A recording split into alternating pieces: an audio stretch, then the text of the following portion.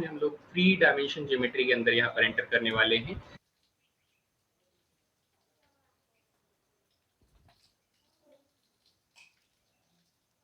यहाँ पर equation of line के बारे में पढ़ेंगे। सो इससे पहले अगर मैं आप लोगों से बताऊं तो इससे पहले हम लोगों ने वेक्टर्स को बहुत अच्छे से डिस्कस किया था, जिसके अंदर हम लोगों ने dot product, cross product, scalar triple product, magnitude, unit vector, direction ratios, direction cosines और पता नहीं क्या क्या हम लोगों ने पढ़ा, जो आई थिंक आप लोगों को बहुत अच्छे से समझ में आया है। एंड उसका एप्लीकेशन अब हम लोग करने वाले हैं specifically equations of line in 3 dimension geometry के अंदर।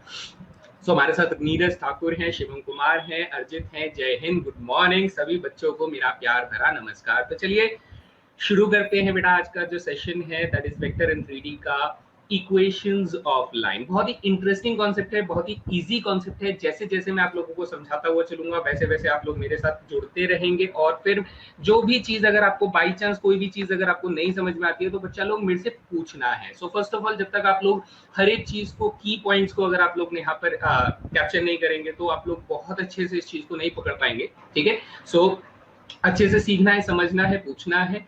एंड प्रणव हमारे साथ हैं। चलिए, okay, so very good guys. So let's start with the overview कि आज की क्लास में हम लोग क्या क्या पढ़ने वाले हैं। आज की क्लास में हम लोग सबसे पहले देखेंगे बेटा equation of line in vector form and Cartesian form, यानी सदिश रूप और कार्तीय रूप में क्या होता है।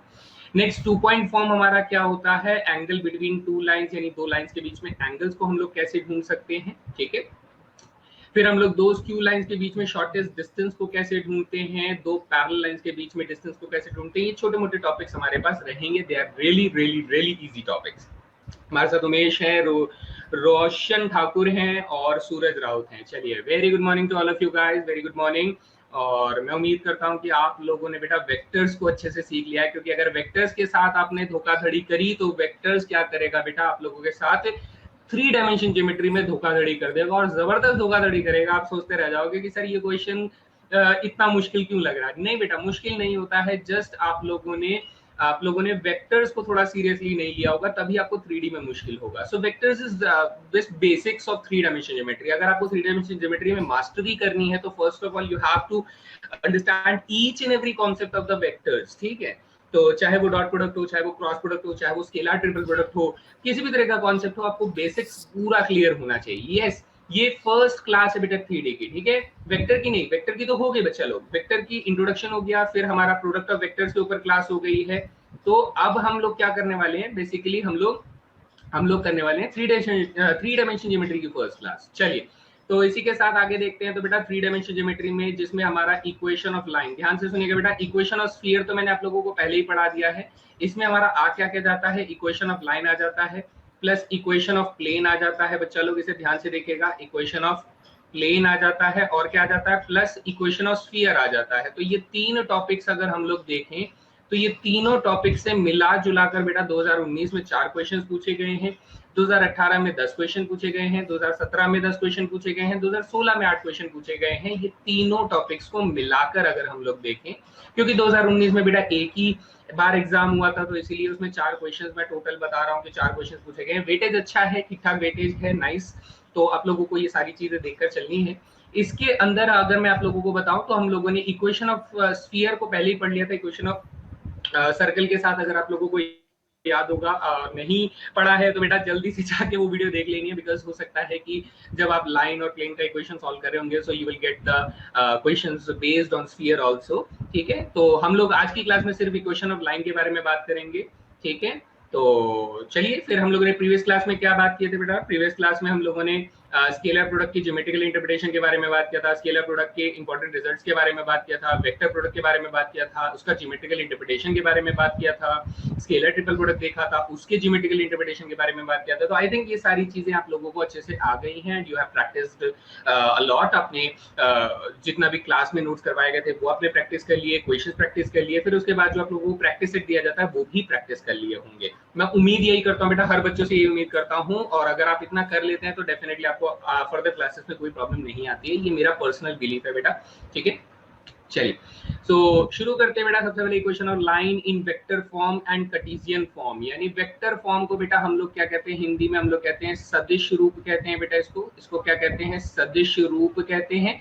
जबकि कार्टेशियन फॉर्म को हम लोग क्या कहते हैं बेटा, कार्तीय रूप कहते हैं। ठीक है, तो मैं बेटा इन शब्दों का इस्तेमाल तो करूंगा, लेकिन जो बच्चे हिंदी में है वो बच्चे ये थोड़ा याद रखें कि वेक्टर फॉर्म को जब भी मैं वेक्टर फॉर्म बोलूंगा सो यू मीन सदिश रूप की बात हो रही है, जब भी मैं कार्टेशियन फॉर्म की बात करूंगा तो मैं कार्तीय रूप के बारे में बात कर रहा हूँ। ये थोड़ा सा आप लोग याद रख सकते हैं। ठीक है, कार्तीय देखो ये सुनने में भी एक जैसा लग रहा है, कार्तीय, कार्टिएशन, कार्टिजन, मतलब सेम सेम सा है, तो जुगाड़ लगा लेना थोड़ा सा।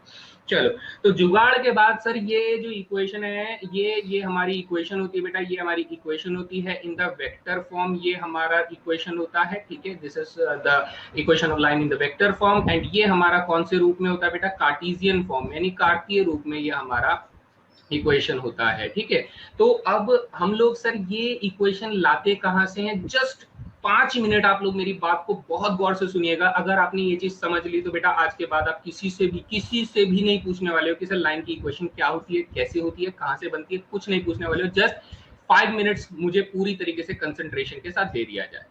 तो इसे कुछ ऐसे समझना बेटा, मान लीजिए आप लोग 3 डायमेंशन स्पेस एक क्रिएट करते हो। ये लीजिए बच्चे, हम लोगों ने 3 डायमेंशन स्पेस एक क्रिएट किया। ये हमारा z एक्सिस, ये हमारा x एक्सिस, ये हमारा y एक्सिस, जैसे भी आप इसे कह लो कि ये हमारा x एक्सिस हो गया, ये y एक्सिस हो गया, ये हमारा z एक्सिस हो गया। ठीक है, और बेटा ये हमारा ओरिजिन हो जाएगा। अब मैं इसमें से एक लाइन ड्रॉ करता हूं जो ऐसे 3 डायमेंशन स्पेस में यूं करके ये जा रही है लाइन। ठीक है, तो ये हमारा वो रिक्वायर्ड लाइन हो गया जिसकी इक्वेशन हमें देनी है। अब इसकी 2 खास बात होती है बेटा, वो 2 खास बातें मैं आपको यहाँ पर लिख देता हूँ कि सर यहाँ पर P जो एक पॉइंट होगा जिसको मैं यहाँ पर x1, y1, z1 लिखूंगा, तो ये कौन होता है सर, ये होता है अपना पासिंग पॉइंट। पासिंग पॉइंट यानी सर गुजरने वाली एक बिंदु होती है जो कि रेखा से गुजर रही है, जो लाइन में कंटेंट है। ठीक है, लाइन के अंदर ये पॉइंट होती है। तो लेटेस्ट से कि सर ये पॉइंट किधर को पाया जाएगा, ये पॉइंट सर इधर को पाया जाएगा। मान लो कि सर ये पॉइंट जो है Px1, y1, z1 आपको यहाँ पर मिलता है, यहाँ पर आप लोग देखने को मिलता है। सो अकॉर्डिंग टू दिस, अगर आप लोग इसका पोजीशन वेक्टर बनाना चाहते हो तो आप लोग इस तरीके से पोजीशन वेक्टर बना दोगे बेटा। ये आपका पोजीशन वेक्टर हो जाएगा, जिसे आप लोग किस नाम से पुकारोगे बेटा, ए वेक्टर के नाम से पुकारोगे। किस नाम से पुकारोगे बेटा, ए वेक्टर के नाम से पुकारोगे। आइंदा बेटा जब भी आप इक्वेशन ऑफ लाइन कर रहे हो या इक्वेशन ऑफ प्लेन कर रहे हो तो आप पासिंग पॉइंट को किस नाम से पुकारोगे, ए वेक्टर के नाम से पुकारोगे। क्योंकि जनरल नोटेशन है ये, ऐसा कुछ नहीं है कि सर बी वेक्टर नहीं बोल सकते, ऐसा कुछ नहीं है कि क्यू वेक्टर नहीं बोल सकते, लेकिन किताबों में हो या फिर जो भी फॉर्मूले वगैरह बनाए गए हैं वो इस पासिंग पॉइंट को एज अ ए वेक्टर लेकर ही उसके फॉर्मूले वगैरह बनाए जाते हैं। तो इसीलिए हम लोग पासिंग पॉइंट को कौन से नाम से बुलाएंगे सर, ए वेक्टर के नाम से बुलाएंगे। डन है। फिर हम लोग एक और पॉइंट लेते हैं सर जिसकी कोऑर्डिनेट्स हमें नहीं पता होते। सपोज दैट एक्स पॉइंट हम लोग ले लेते हैं जिसके कोऑर्डिनेट्स हमें नहीं पता होते, that is X Y Z. तो हम लोग इसे क्या बोलते हैं सर, अननोन पॉइंट। ये कहीं पर भी हो सकता है बेटा, अननोन पॉइंट यानी इसकी लोकेशन हमें नहीं मालूम है, ये कहीं पर भी हो सकता है। तो ये पॉइंट कहाँ पर रखें सर, ये पॉइंट हम लोग यहाँ रख ले बच्चे, यहाँ पर रख लें ये क्यू पॉइंट जो कि x, y, z हो जाएगा। अननोन पॉइंट, लाइन का कोई भी अननोन पॉइंट हो जाएगा। सो अगर मैं इसका पोजीशन वेक्टर बनाना चाहता हूँ तो बेटा ओरिजिन से मैं क्यू पॉइंट को ज्वाइन कर दूंगा। सो this will be the required position vector. और ये आपका ओ क्यू वेक्टर जो है ये आपका किस नाम से जाना जाएगा बेटा, इसको हम लोग आर वेक्टर के नाम से जानेंगे। तो ये भी याद रखिएगा बेटा, आर वेक्टर जो होगा वो अननोन पॉइंट को रिप्रेजेंट कर रहा होगा। ठीक है, अननोन पॉइंट को रिप्रेजेंट कर रहा होगा, ये हमारे लिए इंपॉर्टेंट होता है। अब इसमें ये बात हुई कि सर ये जो लाइन है ये 3 डायमेंशन स्पेस में किसी एक पर्टिकुलर डायरेक्शन में जा रहा है। अगर आपको डायरेक्शन नहीं समझ में आता है तो बेटा आप किसी ना किसी कमरे में तो बैठे हुए होंगे, या गार्डन में बैठे होंगे, या फिर आप कहीं पे आईफिल टावर में बैठे होंगे, कहीं तो बैठे होंगे बेटा। वहां से अपने हाथ को किसी भी डायरेक्शन में ऊपर करने का, नीचे करने का, कहीं भी करने का, अपने पीछे करना है, कहीं भी करना है, अपने हाथ को, उंगलियों को एक डायरेक्शन दे दो, इस तरीके से एक डायरेक्शन दे दो। तो आप जहां पर भी अपनी उंगली को लेकर जा रहे हो that is a direction, that is a direction. तो हम लोग यहाँ पर ये कहेंगे कि सर यहाँ पर एक वेक्टर ऐसा बना दे जो स्पेसिफिकली इसकी डायरेक्शन को रिप्रेजेंट करने की कोशिश कर रहा है। इस लाइन की डायरेक्शन बेटा कुछ इस तरीके से हो जाएगी। और ये जो वेक्टर होगा, इस वेक्टर को हम लोग क्या बोलेंगे सर, इस वेक्टर को हम लोग बी वेक्टर के नाम से जानेंगे। किस नाम से जानेंगे बेटा, बी वेक्टर के नाम से जानेंगे। तो यहाँ पर ये जो बी वेक्टर होता है ये कौन होता है सर? ये बी वेक्टर जो होता है ये हमारा, इसके कोऑर्डिनेट डायरेक्शन रेशियोज क्या होते हैं बेटा? इसके डायरेक्शन रेशियोज होते हैं ए कॉमा बी कॉमा सी, ये डायरेक्शन रेशियोज हम लोग लेते हैं।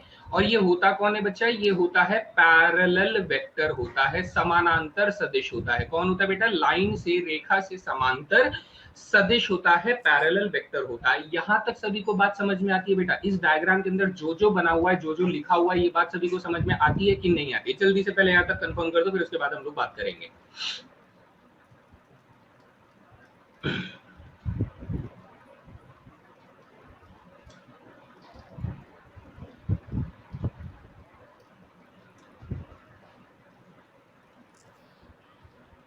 P से लेके Q तक का जो वेक्टर है, P से Q तक का वेक्टर है, तो बेटा PQ वेक्टर अगर मैं निकालना चाहूंगा तो मुझे क्या करना पड़ेगा सर? मुझे final point minus initial point करना पड़ेगा।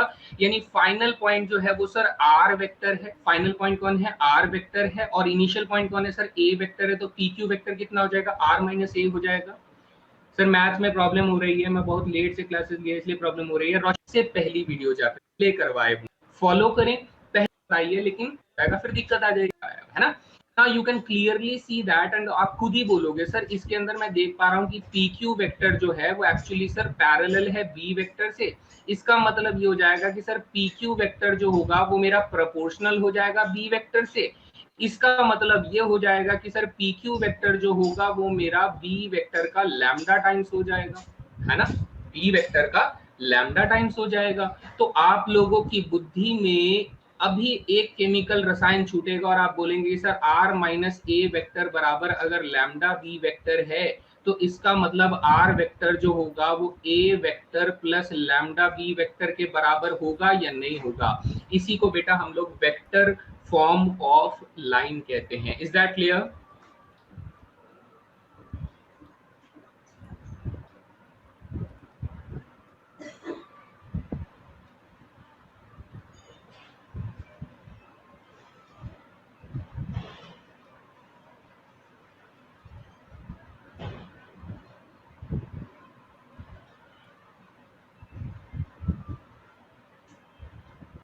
क्योंकि जरूरी होता है, ठीक है?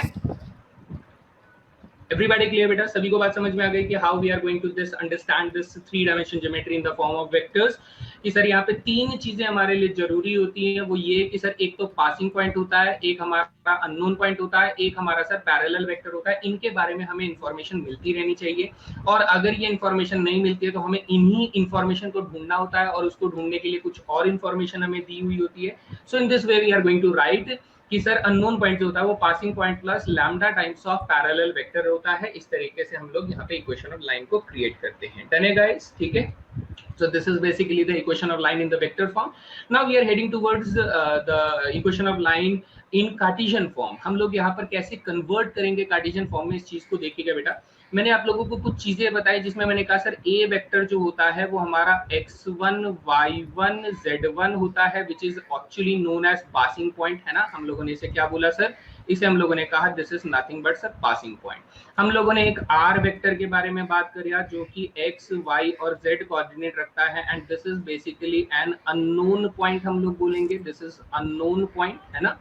फिर हम लोग बोलेंगे कि सर बी वेक्टर था जिसके coordinates direction ratios a, b, c थे। तो ये क्या था बेटा? ये हमारा पैरेलल वेक्टर था। ये कौन था बेटा? पैरेलल वेक्टर, समांतर सदिश था। अब हम लोगों ने क्या कहा कि sir r minus A vector जो था वो actually lambda times of B vector के बराबर था।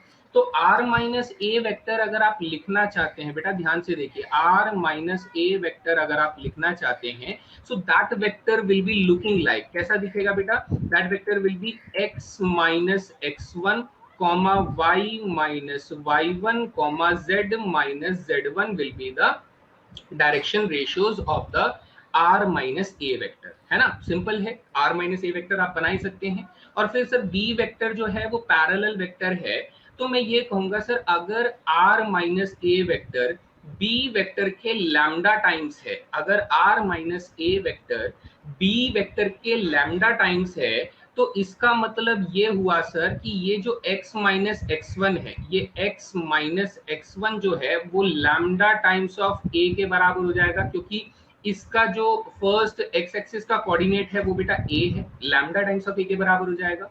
सिमिलरली y माइनस y1 जो है वो लैम्डा टाइम्स ऑफ b के बराबर हो जाएगा, एंड z माइनस z1 जो है वो लैम्डा टाइम्स ऑफ c के बराबर हो जाएगा, क्योंकि ये y minus y1 b times of lambda, z minus z1 बेटा c टाइम्स ऑफ लैम्डा के बराबर हो जाएगा।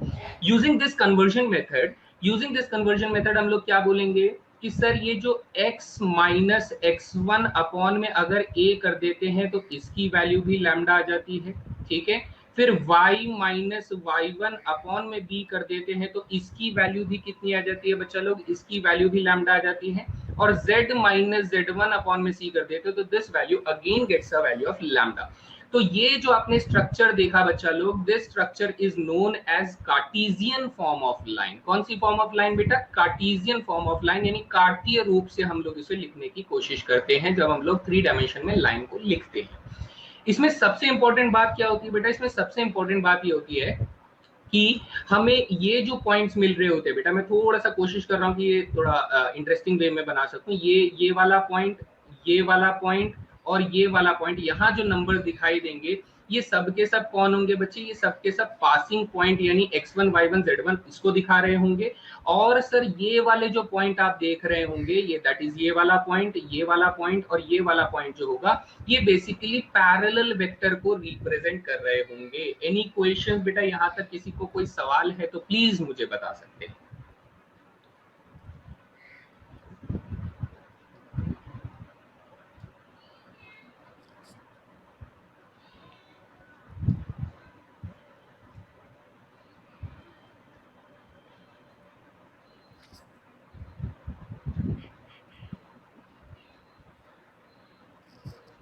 थोड़ा समझ में आएगा। और अच्छा, कार्तिक आ गए क्या? अरे वाह, कार्तिक आ गए, ठीक है।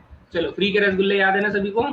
चलिए, ओके। सो सपोज बेटा मैं आप लोगों को ये चीज थोड़ा सिंपल लैंग्वेज में समझाता हूँ। हमारे लिए कन्वर्जन बहुत जरूरी है, क्योंकि अगर आप कन्वर्जन नहीं कर पाते हैं तो बेटा 3D में बहुत बड़ी दिक्कत आपके साथ हो सकती है, ठीक है। जैसे मान लीजिए बेटा एक कन्वर्जन मैं ले रहा हूँ कि सर मैं लिख कर देता हूँ आर वेक्टर बराबर 2i cap plus 3j cap plus 4k cap plus lambda times of 2i cap plus 4j cap minus 3k cap, ऐसे करके अगर मैं दे देता हूं, ठीक है, ठीक है, इस तरीके से अगर मैं दे देता हूं तो आप लोग इसका जो क्या करेंगे बेटा, आप लोग जब इसका कार्टेशियन रूप लिखेंगे तो आप कहेंगे सर ये अपना कौन है, ये वाला तो हमारा a वेक्टर है, और ये कौन हो जाता है सर, ये हमारा b वेक्टर हो जाता है। तो हम लोगों ने कहा सर a वेक्टर तो अपना पासिंग पॉइंट होता है और b वेक्टर जो होता है वो अपना पैरेलल वेक्टर होता है।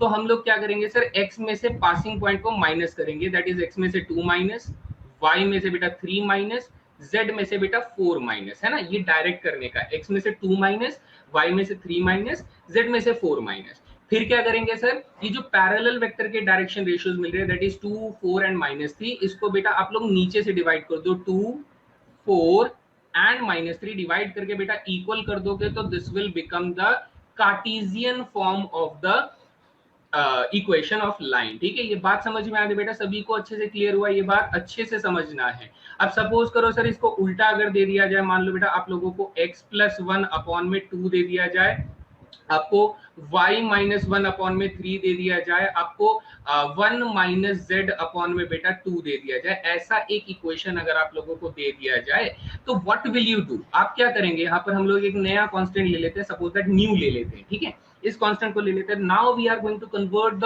Cartesian form of equation in the form of vector equation. Vector equation में कैसे लिखकर बताएंगे सर अब इसको, तो काफी सिंपल है। हमने कहा सर जैसे x में से यहाँ पर 2 माइनस हो रहा है तो यहाँ पर आपने 2 लिखा, y में से 3 माइनस हो रहा है तो बेटा यहाँ पर आपने 3 लिखा, z में से 4 माइनस हो रहा है तो आपने यहाँ पर 4 लिखा।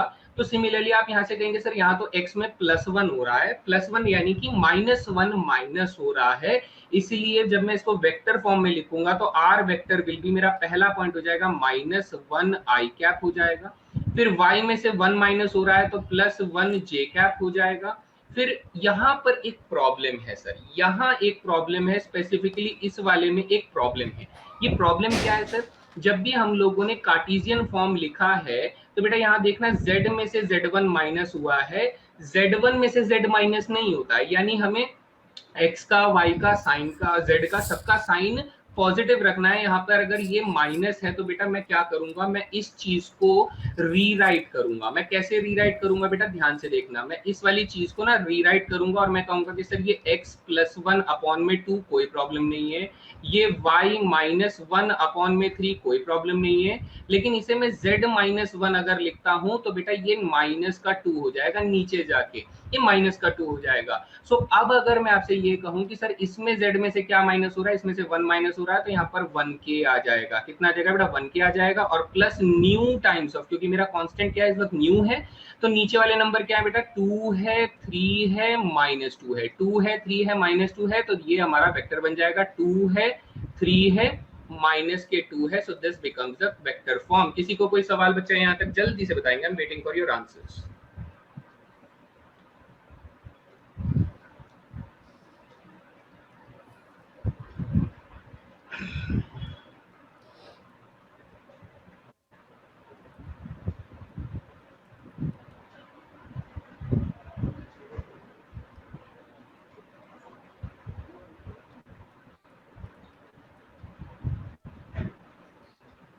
हाँ, -i + j + k + lambda times of 2 3 -2। Yes, बिल्कुल सही, बिल्कुल सही, बहुत बढ़िया उमेश। सो एवरीबॉडी क्लियर, हमें बेसिक समझ में आ गया कि सर क्या चल रहा है यहाँ पे। एंड इसी के साथ बेटा अगर बात समझ में आ गई है तो लीजिए एक सवाल देके खत्म करिए इस सवाल को कि सर अब तो इस क्वेश्चन को हम लोग छोड़ ही नहीं सकते, मतलब ही नहीं उठता। तो बेटा काफी है अगर मैं आप लोगों को 30 सेकेंड्स दूं, क्योंकि इतनी हैसियत है नहीं इस सवाल की, ये बिल्कुल बेसिक लेवल का क्वेश्चन है। जस्ट आप अगर आप कॉन्सेप्ट को समझ गए तो बड़े प्यार से आप लोग आंसर कर सकते हैं इस पार्ट का। सो एवरीबॉडी गाइस,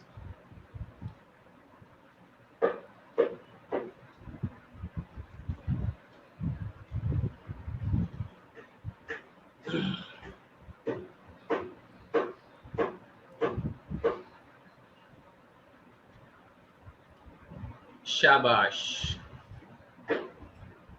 शाबाश, बहुत बढ़िया, क्या बात है बेटा। जब 100% आता है ना तो मुझे अपने आप को कॉम्प्लीमेंट देने का मन करता है कि भैया कुछ ऐसे मैंने समझा दिया कि बच्चों ने 100% रिजल्ट दे दिया, तो थोड़ा दिया करो बेटा, मुझे अपने ऊपर भी थोड़ा प्राउड फील होने दो। ठीक है, चलिए 100% रिजल्ट आना चाहिए और आया भी है, लेकिन 5 बच्चों ने आंसर किया, और थोड़े करते तो और अच्छा लगता। तो सर यहाँ पे देखो हमें ना एक पासिंग पॉइंट दिया हुआ, तो ये अपना ए वेक्टर हो जाएगा, और यहाँ पे सर ये हमें ना एक बोला हुआ कि इस वेक्टर से ना समांतर है, यानी सर ये हमारा बी वेक्टर हो जाएगा। तो इनको पहचानने का, विद इन सेकेंड्स इसको पहचानने का है। ठीक है, और फिर उसके बाद हमने क्या कहा सर, x में से 5 को माइनस कर दो, y में से -2 को माइनस कर दो, यानी +2 कर दो, और z में से बेटा 4 को माइनस कर दो, डिवाइडेड बाय पैरेलल वेक्टर बेटा 2 है, -1 है और 3 है। अगर मैं इन तीनों को इक्वल कर दूंगा, सो this will become the required Cartesian equation of the line. ठीक है, काफी सिंपल क्वेश्चन था, काफी सिंपल क्वेश्चन था। आप सभी ने बिल्कुल 100% रिजल्ट दिया है, तो so no doubt for this. ठीक है, जैसा मैंने आपको बनाना सिखाया, आपको वैसे ही बनाने की कोशिश करनी है, हैबिट भी वैसे ही लेकर आनी है।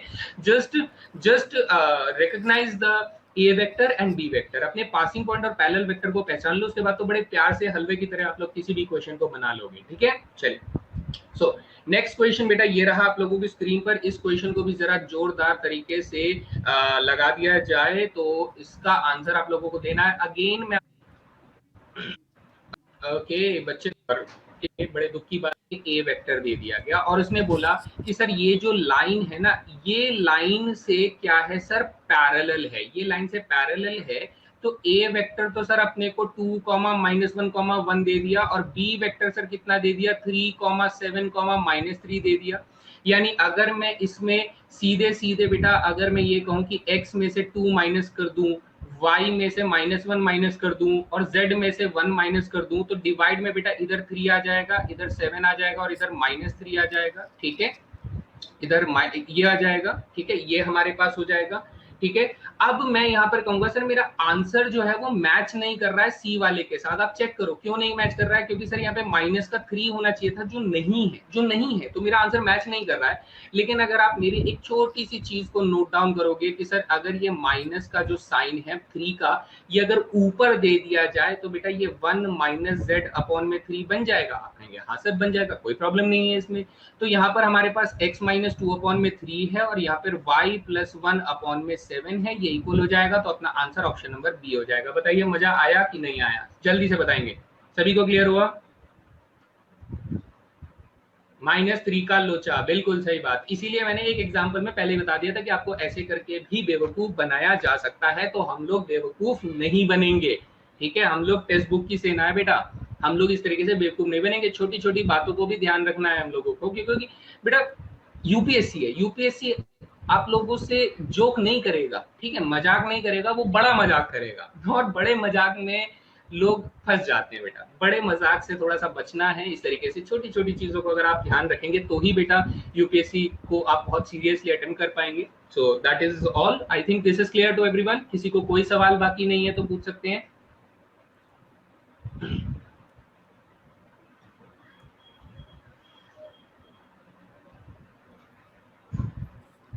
ठीक है, चलिए आगे बढ़ते हैं, नेक्स्ट क्वेश्चन की तरफ चलते हैं। नेक्स्ट क्वेश्चन से पहले नेक्स्ट कॉन्सेप्ट की तरफ चलते हैं। नेक्स्ट कॉन्सेप्ट आपसे क्या कहता है सर? 2 पॉइंट फॉर्म कहता है। 2 पॉइंट फॉर्म क्या कहता है बेटा? इसको थोड़ा सा और फिर से डायग्रामेटिकली समझ लेते हैं। तो आप कहेंगे अरे वाह सर, ये भी कोई मतलब हुआ क्या, अब मैं 2 पॉइंट फॉर्म को कभी नहीं पढ़ूंगा। आप ऐसे ही बोलोगे, ठीक है, जब आप समझ जाओगे कि 2 पॉइंट फॉर्म को कैसे लिखने का है।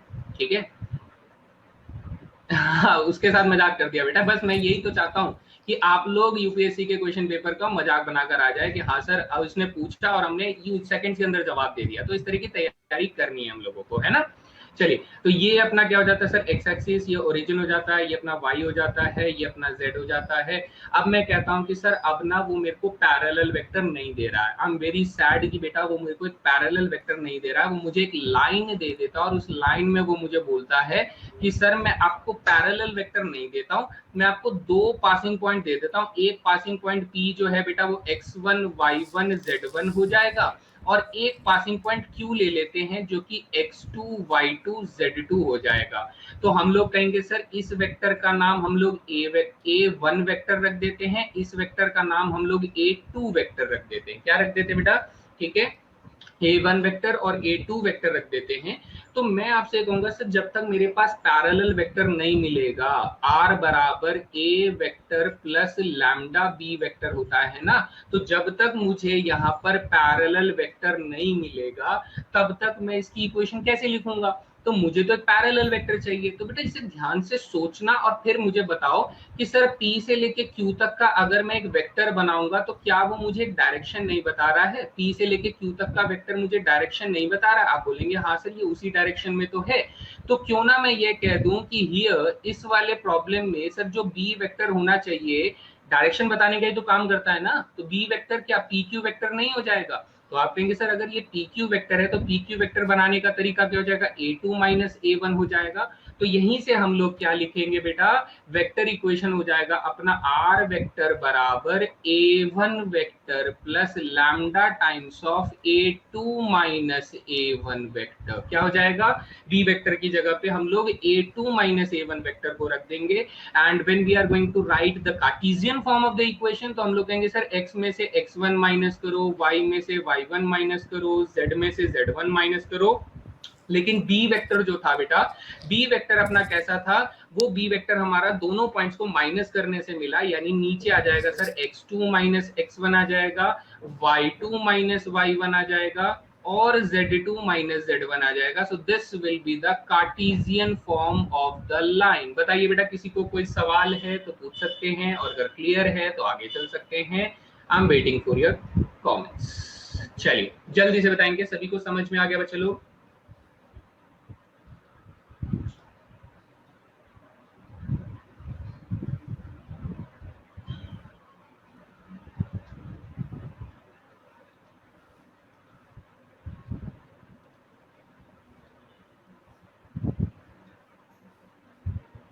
हाँ कार्तिक दरवाल, पासिंग पॉइंट बेटा ये भी पासिंग पॉइंट है और ये भी पासिंग पॉइंट है। तो आपका मन करे तो आप यहाँ पे A1 वेक्टर लिखो, आपका मन करे तो आप यहाँ पे बेटा A2 वेक्टर लिखो, कोई फर्क नहीं पड़ता। लेकिन जनरली जो होता है बेटा वो क्वेश्चन जब ऑप्शंस में आता है तो वो A1 वेक्टर का इस्तेमाल करके यूज करता है। ठीक है,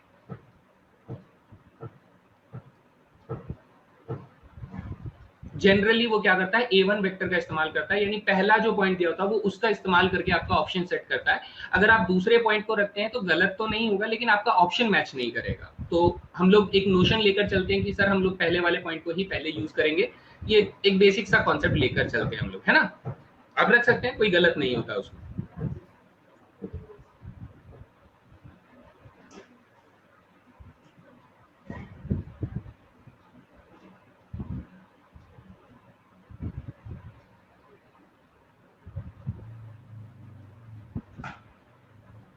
एवरीबॉडी क्लियर? चलिए आगे बढ़े फिर, ठीक है। बात अगर समझ में आ गया तो बेटा ये वाला क्वेश्चन पीट के रख दो, बिल्कुल कोने में ले जाके पीटना है ना। चलो जल्दी से बताओ, इस क्वेश्चन का सही जवाब आपके हिसाब से बच्चा लोग कितना होना चाहिए? मैं आप लोगों को 45 सेकंड इस क्वेश्चन के लिए दे रहा हूँ। 100% रिजल्ट की मैं उम्मीद करता हूँ।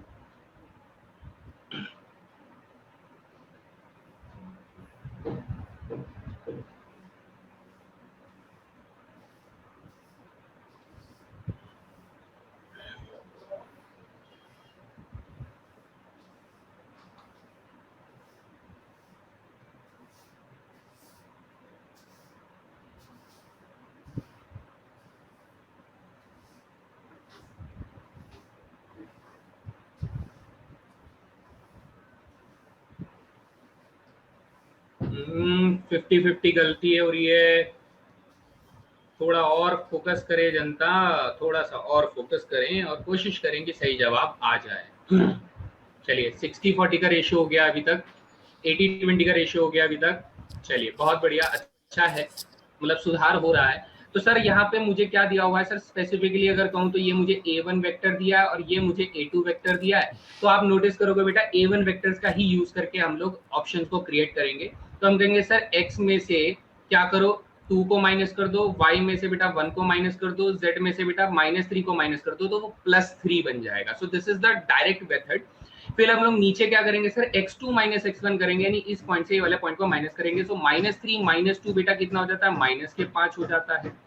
-1 बेटा -2 हो जाता है, और 2 - 3 बेटा 5 हो जाता है। तो ये हमारे पास बराबर में ऐसा कुछ बनकर आ जाएगा। मैं डायरेक्ट लिखता हूँ बेटा, मेरे को बिल्कुल समय वेस्ट करना पसंद नहीं है ऐसे क्वेश्चंस में, डायरेक्ट लिखने की हैबिट डालनी है। लेकिन सर अपना ऑप्शन तो किसी से मैच ही नहीं कर रहा है, ये वाला ऑप्शन देखो मैच नहीं कर रहा है, ये वाला ऑप्शन मैच नहीं कर रहा है, ये वाला ऑप्शन मैच नहीं कर रहा है, लेकिन ये वाला अगर देखें तो सर इसको जब हम लोग पलट कर लिखेंगे, माइनस का साइन ऊपर दे देंगे, तो ये 2 - x/5 बन जाएगा।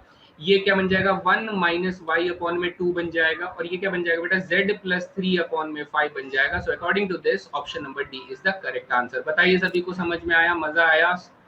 फटाफट।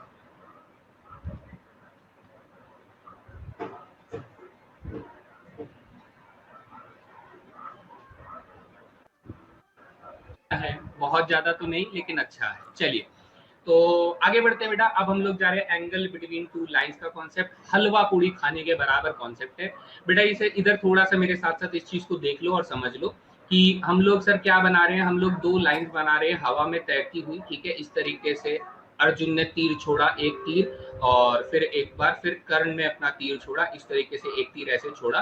तो अर्जुन का तीर बेटा इस तरफ जा रहा था, ठीक है, और कर्ण का तीर बेटा इस तरफ जा रहा था। तो डायरेक्शन हम लोगों ने तय कर दी कि सर ये डायरेक्शन फॉलो हो रही थी इन तीरों में।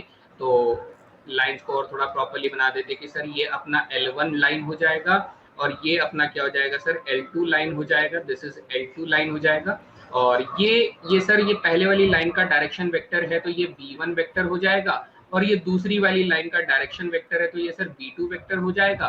तो हम लोग ये कहेंगे कि सर ये दोनों लाइन के बीच में हमारे पास क्या है बेटा, ये एक एंगल थीटा है। क्या है, एंगल थीटा है, ठीक है।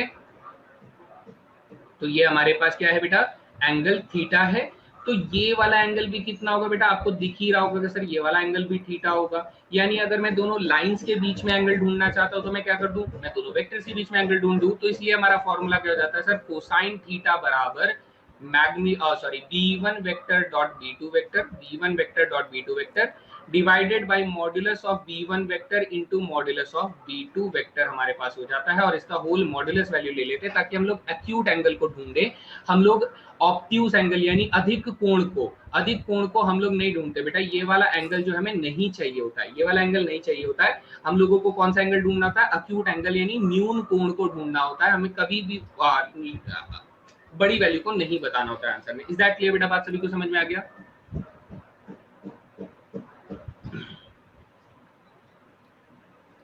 B1 क्रॉस नहीं बेटा, B1 डॉट, B1 क्रॉस नहीं, शिवम कुमार ध्यान रखेंगे, B1 क्रॉस नहीं बेटा, B1 डॉट, ठीक है, डॉट लेना है।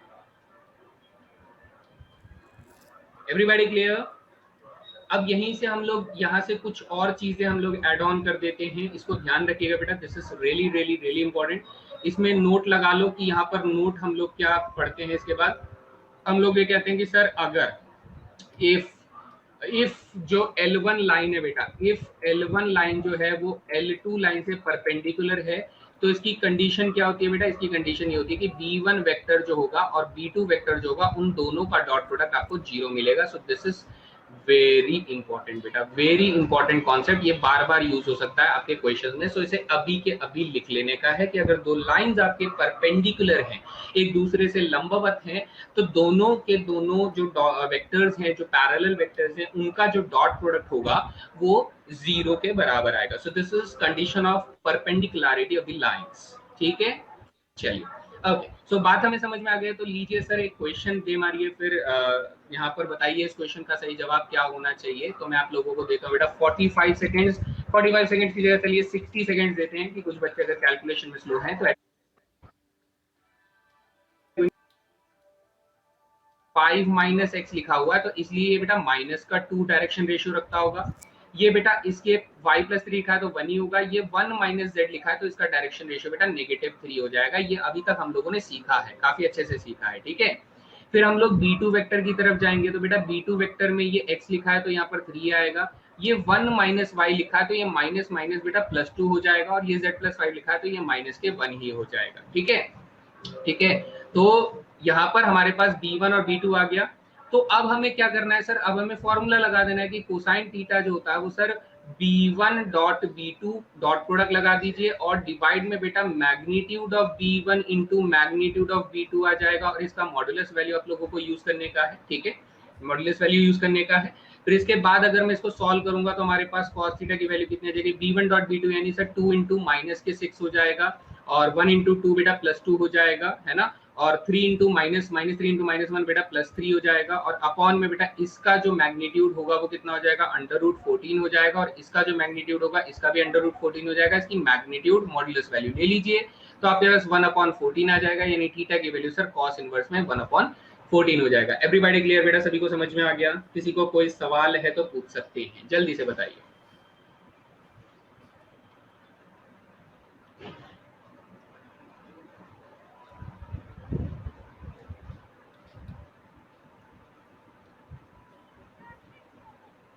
सभी बच्चों के ऊपर रौब झाड़ा करता था कि भैया ये वाला टॉपिक तो पूछो मत, ठीक है। तो सभी सभी स्टूडेंट्स जितने भी क्लासमेट्स थे वो क्वेश्चन सॉल्व करवाया करते थे कि सर ये वाला क्वेश्चन बताओ, ये वाला क्वेश्चन कैसे होगा, वैसे होगा।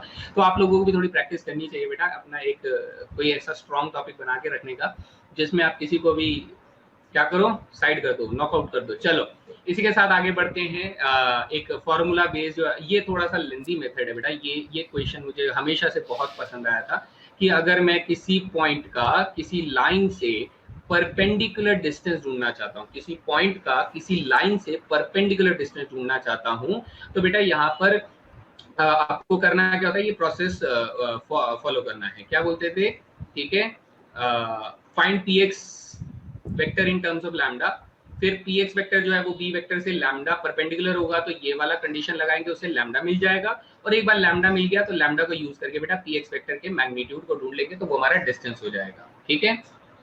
हाँ, अब तो बेटा बहुत सारे टॉपिक, सभी टॉपिक्स ऑलमोस्ट स्ट्रांग हो गए। Practice makes the man perfect, ये बात तो आपने सुनी होगी, तो लगातार प्रैक्टिस करते रहोगे, ठीक है। चलिए, तो अब इसको एक बार करके देखते हैं बेटा, थोड़ा लंबा मेथड है, और एनडीए के हिसाब से चांसेस है कि ये क्वेश्चन पूछा जा सकता है। मैं बाकी में तो बेटा नेवी और एयरफोर्स में तो मना करता हूँ इस क्वेश्चन के लिए, लेकिन फॉर स्पेसिफिक एनडीए के लिए मैं बोलता हूँ कि बेटा ये पढ़ना चाहिए, एक बार आपको ये पूरा प्रोसेस आना चाहिए।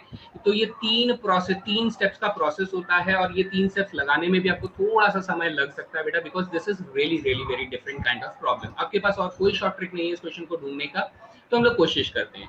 हमारा काम क्या होता है सर? इस पॉइंट P का यहां से लेके यहां तक का डिस्टेंस ढूंढ के देना, यानी कि सर अगर मैंने px वेक्टर का मैग्नीट्यूड ढूंढ लिया तो वही मेरा डिस्टेंस हो जाएगा ना। So let's begin. तो हम लोग सबसे पहले यहाँ पर एक क्वेश्चन लेकर चलते हैं, जिसे मैं सॉल्व करके बताऊंगा, ठीक है। आप लोग जब भी कोई क्वेश्चन आएगा तो आप लोग खुद से सॉल्व कर सकते हैं, लेकिन अभी सीखेंगे। इसने कहा सर मुझे इस पॉइंट से ठीक है, इस लाइन पर फुट ऑफ द परपेंडिकुलर चाहिए, यानी लंब का पद चाहिए। यानी सर मान लीजिए ये हमारा लाइन हो गया, ये हमारा लाइन हो गया, और ये हमारा पॉइंट हो गया जो कि इसने 2, -1, 5 दिया हुआ है। और ये जो है बेटा ये पॉइंट x हो जाता है, जिसे मैं इसके साथ ज्वाइन कर देता हूं, तो ये मेरा 90 डिग्री यहाँ पर बन जाएगा, यानी परपेंडिकुलर बन जाएगा। तो ये जो पॉइंट है बेटा, इसको हम लोग क्या कहते हैं, इसको हम लोग कहते हैं फुट ऑफ परपेंडिकुलर, यानी लंब का पद कहते हैं बेटा। इसको क्या कहते हैं, लंब का पद। यानी मेरा पूरा टारगेट क्या ढूंढने में चला जाएगा सर, इसे ढूंढने में चला जाएगा। और ये अननोन पॉइंट है, तो सर इसके कोऑर्डिनेट्स क्या हो जाएंगे, एक्स वाई जेड हो जाएंगे कि नहीं हो जाएंगे बेटा, एक्स वाई जेड हो जाएंगे। ठीक है, लास्ट में सॉल्व करने की प्रेफरेंस दें। हाँ, लास्ट में सॉल्व करने की प्रेफरेंस दें कि जब आपके पास टाइम बच जाए तो ऐसे क्वेश्चन को बाद में सॉल्व करने की कोशिश करें, क्योंकि जनरली थोड़ा सा डिफिकल्ट क्वेश्चन ये हो सकता है बेटा, थोड़ा सा डिफिकल्ट क्वेश्चन हो सकता है। ठीक है, तो फुट ऑफ द परपेंडिकुलर यानी लंब का पद हमें ढूंढना है जिसके coordinate sir X Y Z हो जाएंगे। मुझे यही चीज ढूंढ कर देनी है इस सवाल के अंदर कि सर ये एक्स वाई जेड कहां पर होगा जहां पर ये लंब जाके गिरेगा। तो अब हम लोग अगर ये कहते हैं कि सर अगर हमें यही वाला पॉइंट ढूंढ कर देना है, तो हमारे पास इक्वेशन जो है बेटा, अगर मैंने उसे लैम्डा के बराबर रख दिया, जो इक्वेशन है अगर मैंने उसे लैम्डा के बराबर रख दिया, तो यहां से बेटा इस वाली इक्वेशन को अगर लैम्डा के बराबर रखोगे तो x की वैल्यू क्या आ जाएगी सर, 10 लैम्डा प्लस 11 आ जाएगी। इस वाली इक्वेशन को बेटा लैम्डा के बराबर रखोगे तो आपके पास y की वैल्यू क्या आ जाएगी सर, -4 लैम्डा -2 आ जाएगी। इस वाली इक्वेशन को बेटा लैम्डा के बराबर रखोगे तो आपके पास z की वैल्यू क्या आ जाएगी, -11 लैम्डा -8 आ जाएगी। यहां तक सभी बच्चों को समझ में आया कि सर हमारा जो पॉइंट x था, जो हमारा पॉइंट x था उसके कोऑर्डिनेट्स एक्स वाई जेड नहीं सर, अब क्या हो गए, 10 लैम्डा प्लस 11 हो गए, -4 लैम्डा -2 हो गए, और -11 लैम्डा -8 हो गए। यानी मुझे यही ढूंढ कर देना है क्वेश्चन में, मुझे यही पॉइंट ढूंढ कर देना है। अब सर ये रहा P पॉइंट हमारे पास। अगर ये P पॉइंट है और ये हमारा X पॉइंट है, ये हमारा P पॉइंट है, तो आप लोग मुझे बताओ बेटा PX वेक्टर कैसे बनाओगे। PX vector sir final minus initial करोगे तो 10 लैम्डा प्लस 11 -2 कर दोगे तो आपके पास PX वेक्टर कितना आ जाएगा, 10 लैम्डा प्लस 9 आ जाएगा। फिर -4 लैम्डा -2 +1 कर दोगे तो आपके पास -4 लैम्डा -1 आ जाएगा। फिर -11 लैम्डा -8 करोगे, -5 करोगे तो ये -11 लैम्डा -13 आ जाएगा। ये हमारा पीएक्स वेक्टर बन जाएगा बच्चा लोग, that will be px vector बन जाएगा। और अगर ये मेरा पीएक्स वेक्टर है तो मेरे पास बी वेक्टर कौन है सर, बी वेक्टर हमारे पास दिया हुआ बेटा, ध्यान से देखोगे तो आपको दिया गया 10, -4, -11 दिया गया है। अब डायग्राम में देखते हैं बेटा, ये देखो px वेक्टर जो है ये b वेक्टर से 90 डिग्री बना रहा है, px वेक्टर से 90 डिग्री बना रहा है, तो हम लोग क्या बोलेंगे सर, px और b वेक्टर का डॉट प्रोडक्ट 0 हो जाएगा। तो जब मैं px और b वेक्टर का डॉट प्रोडक्ट करूंगा तो px और b वेक्टर का डॉट प्रोडक्ट करूंगा तो हमारे पास कितना आ जाएगा सर, 100 लैम्डा प्लस 90 आ जाएगा, minus minus plus 16 lambda plus 4 आ जाएगा, -121 लैम्डा प्लस 143 बराबर 0 आ जाएगा। इसे सॉल्व करेंगे तो बेटा लैम्डा की वैल्यू आपके पास -1 आ जाएगी। कितनी आ जाएगी बच्चा लोग, -1 आ जाएगी। बात समझ में आ गया, -1 आ जाएगी लैम्डा की वैल्यू। और अगर हमारे पास लैम्डा की वैल्यू -1 आ रही है, अगर मेरे पास लैम्डा की वैल्यू -1 आ रही है, तो एक काम करो ना सर, जब मुझे ढूंढना ही यही था तो यहाँ लैम्डा की वैल्यू रख दो। तो लैम्डा की वैल्यू रखते ही बेटा क्या आ जाएगा, -1 रखते ही तो यहाँ बन जाएगा 1, यहाँ बन जाएगा 2, यहाँ बन जाएगा 3, और ये मेरा आंसर हो जाएगा। बताइए बच्चा सभी को समझ में आया कि नहीं आया।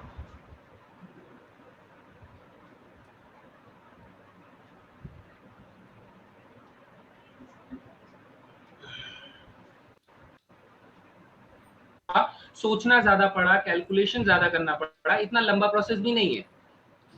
अच्छा इतना लंबा प्रोसेस ये बेटा मैंने बोला था ना बेटा, थोड़ा सा लंबा प्रोसेस है ये। 3D के बहुत खूबसूरत सवालों में से एक है, तो ऑब्वियसली बात है बेटा थोड़ा तो मुश्किल होगा। ठीक है, अब यहाँ पे बच्चे जो √14 आ रहा है ना, उन्होंने गलत नहीं बोला है। √14 देखो, आपको आपको px वेक्टर ढूंढना होगा। First of all px vector क्या हो जाएगा, when you put the value of lambda here, जब आप लैम्डा की वैल्यू यहाँ पर रख दोगे तो आपके पास px वेक्टर क्या बन जाएगा बेटा, लैम्डा की वैल्यू जब आप करोगे तो -1 करोगे तो यहाँ -1 आ जाएगा, यहाँ -1 करोगे तो बेटा 3 आ जाएगा, और यहाँ -1 करोगे तो बेटा कितना आ जाएगा, -2 आ जाएगा। तो यहाँ से बेटा अगर आपको डिस्टेंस ढूंढना था, कौन सा डिस्टेंस सर, मुझे ये वाला डिस्टेंस ढूंढना था ना, अगर मुझे डिस्टेंस ढूंढना होता तो मैं पी एक्स वेक्टर की लंबाई बता देता, और पी एक्स वेक्टर की लंबाई कैसे ढूंढेंगे सर, मैग्नीट्यूड से ढूंढेंगे। यानी अगर मुझे डिस्टेंस ढूंढना होता तो मैं पी एक्स वेक्टर का मैग्नीट्यूड निकाल देता, यानी 1 + 9 + 4, तो बेटा अपने पास √14 मेरा डिस्टेंस आ जाता। अभी क्लियर हुआ, लेकिन डिस्टेंस पूछा नहीं था।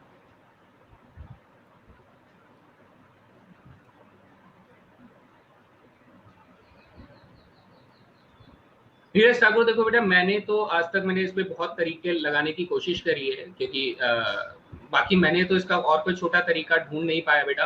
अगर कोई है तो आप मुझे जरूर शेयर कीजिएगा, क्योंकि मेरे तरफ से तो यहाँ पर इसका कोई छोटा तरीका नहीं है। We have to go by the method और द प्रोसेस, क्योंकि बिना प्रोसेस के हम लोग इसे नहीं कर सकते। मैंने बहुत कोशिश करी कि इसका सबसे छोटा तरीका मैं ढूंढूं, लेकिन मैं इसको कम लिखने के बजाय और कुछ नहीं कर पाया कि कम से कम लिखकर अगर आप ज्यादा से ज्यादा कैलकुलेट करने की कोशिश करें तो ये क्वेश्चन छोटा हो सकता है, वरना तो ये बहुत ही लंबा प्रोसेस है। ठीक है, it's actually a process based problem, हमें प्रोसेस के साथ ही जाना पड़ेगा।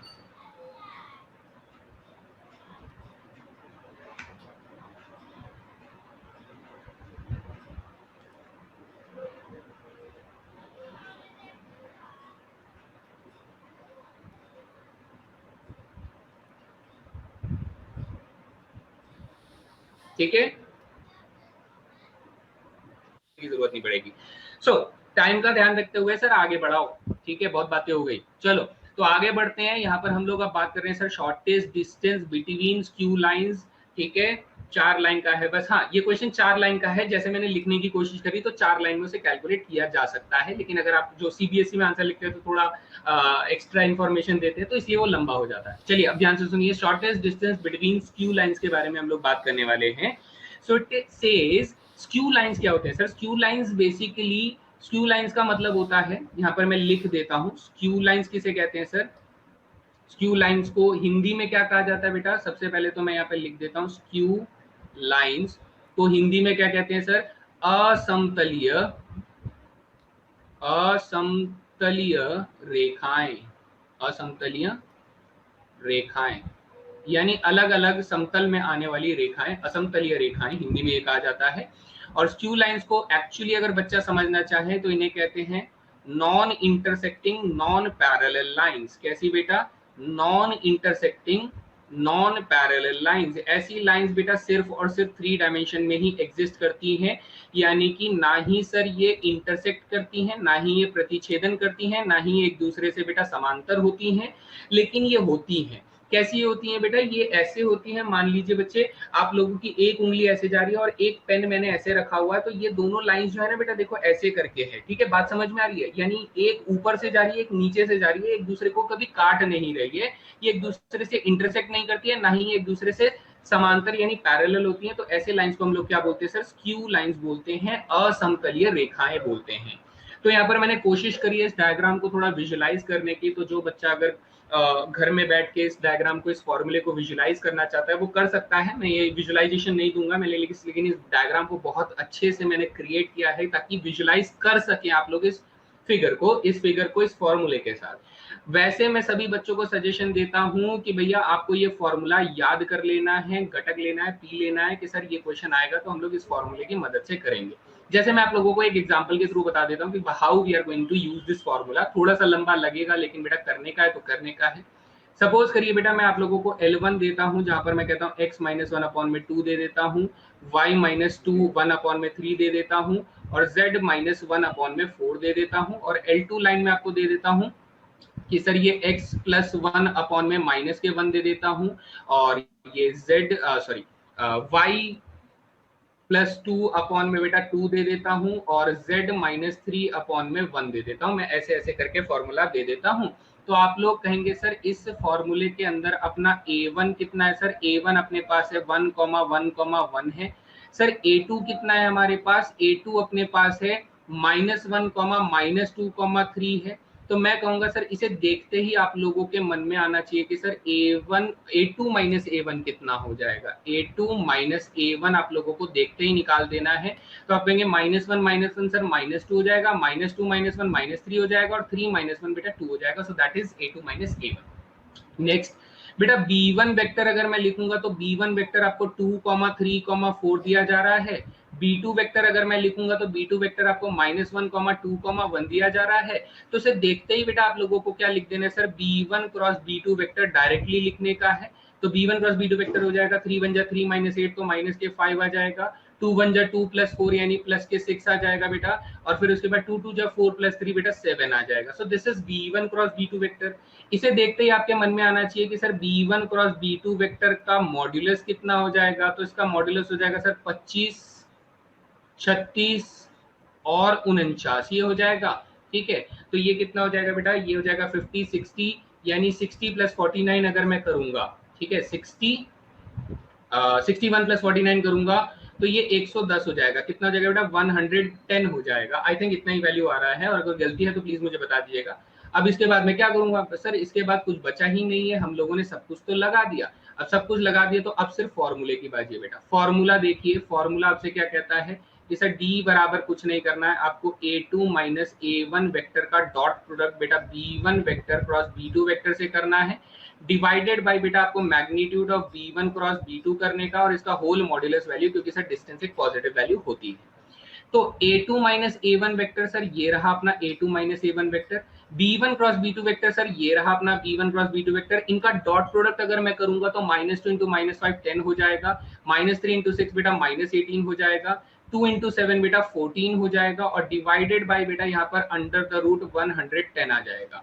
तो यहाँ पर सब कैंसिल होने पर मुझे दिख रहा है 14 और 24 में से 18 गए, तो बेटा 18 गए तो मेरे पास 6 बचा, 8 6 14, ठीक है। तो 6 अपॉन अंडर रूट 10 मेरा आंसर हो जाएगा। बताइए सभी को क्लियर हुआ बेटा, यहाँ तक एवरीबॉडी क्लियर?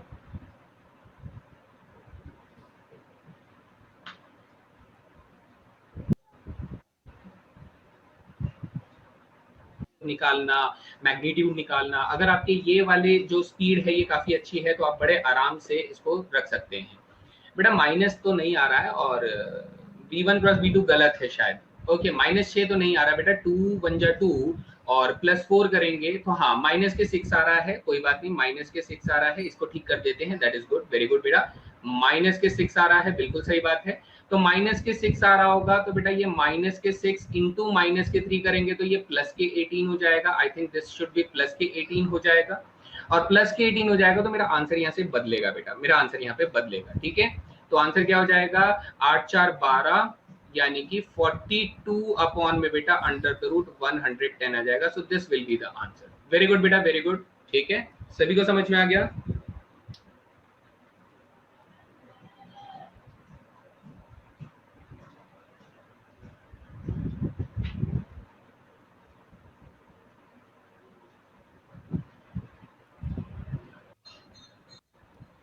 ठीक है, सभी को समझ में आ गया? तो ये फॉर्मूला बेस्ड है बेटा। इसी तरीके से बेटा हमारे पास दो पैरेलल लाइंस के बीच में अगर मुझे डिस्टेंस ढूंढना हो तो हमें ये फॉर्मूला लगाना होता है। इसमें बेटा ध्यान रखने वाली चीज है, थोड़ा कंपेयर अगर कर लोगे ना तो आपको फायदा होगा। कंपैरिजन कैसे बेटा, स्क्यू लाइंस के लिए अगर मैं फॉर्मूला लिखता हूँ तो पैरेलल लाइंस में क्या होता है सर, एक ही डायरेक्शन में दोनों लाइनें जा रही होती हैं, इसलिए सर हमारे पास B1 वेक्टर B2 वेक्टर नहीं होते, एक ही वेक्टर होता है बी वेक्टर, एक ही वेक्टर होता है बी वेक्टर, क्योंकि दोनों लाइनें सेम डायरेक्शन में जा रही होती हैं तो एक ही वेक्टर बी वेक्टर होता है। लेकिन स्क्यू लाइंस में दो अलग अलग डायरेक्शन में जा रहा होता है, तो इसलिए बेटा स्क्यू लाइंस के केस में डी बराबर क्या हो जाता है, यहाँ पर A2 - A1 वेक्टर तो दोनों में होता है सर, जैसा होता है। अब यहाँ पर क्रॉस की जगह बेटा डॉट प्रोडक्ट आ जाता है, और डॉट प्रोडक्ट में हो क्या रहा होता है सर, B1 क्रॉस B2 हो रहा होता है। तो यहाँ पर हम लोग क्या करते हैं, स्पेसिफिकली स्केलर ट्रिपल प्रोडक्ट निकालते हैं। क्या निकालते हैं बेटा, स्केलर ट्रिपल प्रोडक्ट निकालते हैं हम लोग यहाँ पे। अगर आपको ध्यान से समझ में आ रहा है कि सर ये रहा एक वेक्टर हमारे पास A2 - A1 और B1 cross B2, sir actually हम लोग स्केलर ट्रिपल प्रोडक्ट निकालते हैं यहाँ पर, जबकि यहाँ पर हम लोग क्या निकालते हैं सर, यहाँ पर हम लोग निकालते हैं स्पेसिफिकली अगर बताऊं तो क्रॉस प्रोडक्ट निकालते हैं, जबकि इस वाले हम लोग स्केलर ट्रिपल प्रोडक्ट निकालते हैं। और डिवाइड क्या करते हैं बेटा, डिवाइड जैसे यहाँ पर हम लोगों ने B1 क्रॉस B2 किया है तो B1 क्रॉस B2 के ही मैग्नीट्यूड से हम लोग डिवाइड कर देते हैं और इसका मॉड्यूलस वैल्यू ले लेते हैं। तो सेम बेटा यहाँ पर सिर्फ एक ही वेक्टर होता है तो हम लोगों को क्रॉस तो करना ही होता है, इसलिए डॉट की जगह नहीं बचती है, यहाँ पर सिर्फ क्रॉस हो रहा होता है। और ये वाला फॉर्मूला अपना किसके लिए चलता है बच्चे, पैरेलल के लिए चलता है। किसके लिए चलता है, पैरेलल लाइंस के लिए ये फॉर्मूला चलता है। ठीक है, फॉर्मूले में थोड़ा सा डिफरेंस रखेंगे। मैंने विजुअलाइजेशन यहाँ पर दिया हुआ है, अगर कोई बच्चा चाहे तो बेटा उसका विजुअलाइजेशन कर सकता है, बहुत ज्यादा मुश्किल नहीं है, समझने की कोशिश करेंगे तो सारी चीजें समझ में आएंगे, ऐसा कोई बहुत बड़ा रॉकेट साइंस नहीं होता इनके अंदर, ठीक है। चलिए, तो अब हम बेटा जितना भी है ये सारे फॉर्मूले आप लोगों ने लिख ही लिए होंगे, समझ लिए होंगे, इनको अप्लाई करने का तरीका भी आप लोगों को समझ में आ गया होगा। तो अब हम तैयार हैं किस चीज के लिए बेटा? ऑब्वियसली क्वेश्चन टाइम के लिए। सो हम लोग स्लाइड में भी पहुंच गए हैं। अब एक एक करके क्वेश्चंस मैं आप लोगों को दूंगा, सोच समझकर सही आंसर देने की कोशिश करें। जनता तैयार? सभी के सभी तैयार? जल्दी बताओ।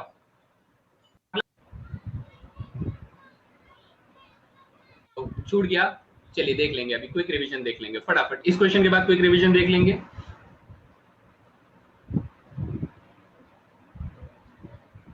सीधा सीधा सर हमें पासिंग पॉइंट ए वेक्टर जो है वो सर हमें 3, 4, 5 दिया हुआ है, और पैरेलल वेक्टर बी वेक्टर जो है वो सर हमें 2, 2, -3 दिया हुआ है।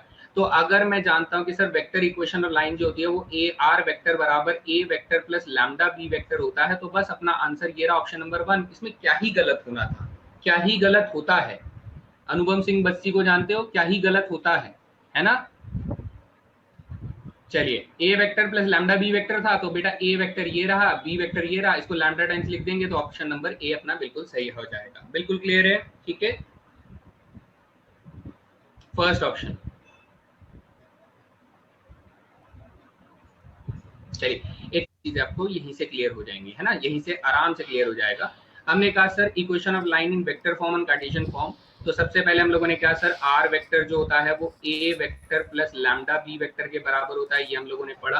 और वहीं पर कार्टेशियन फॉर्म अगर लिखना चाहते हैं तो कार्टेशियन फॉर्म कैसे लिखते हैं sir? x minus x1 upon में a बराबर y माइनस y1 अपॉन में b बराबर z माइनस z1 अपॉन में c। तो ये हमारा हो चुका है, ठीक है।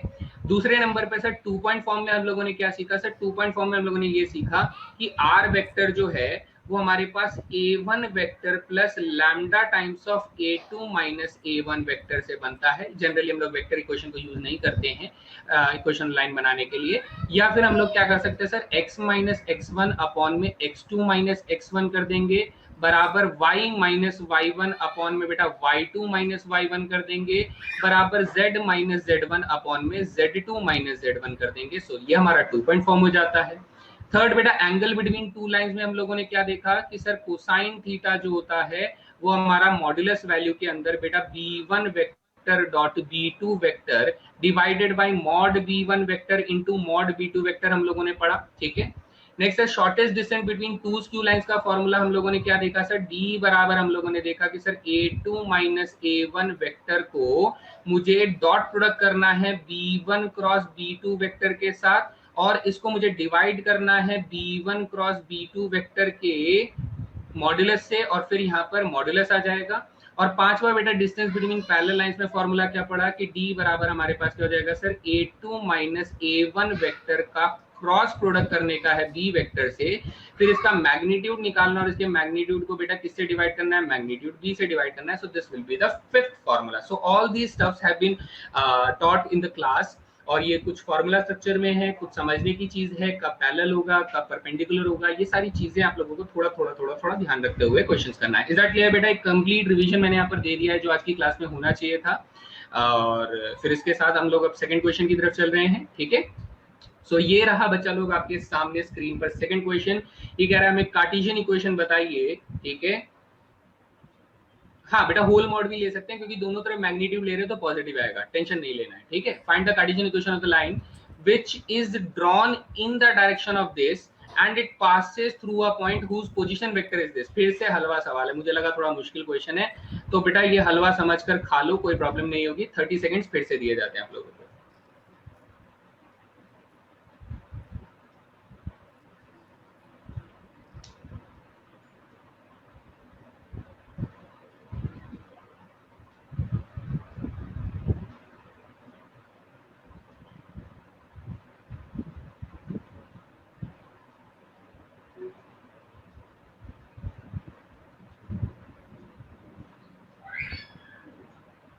बस 3 बच्चों के आंसर, 4।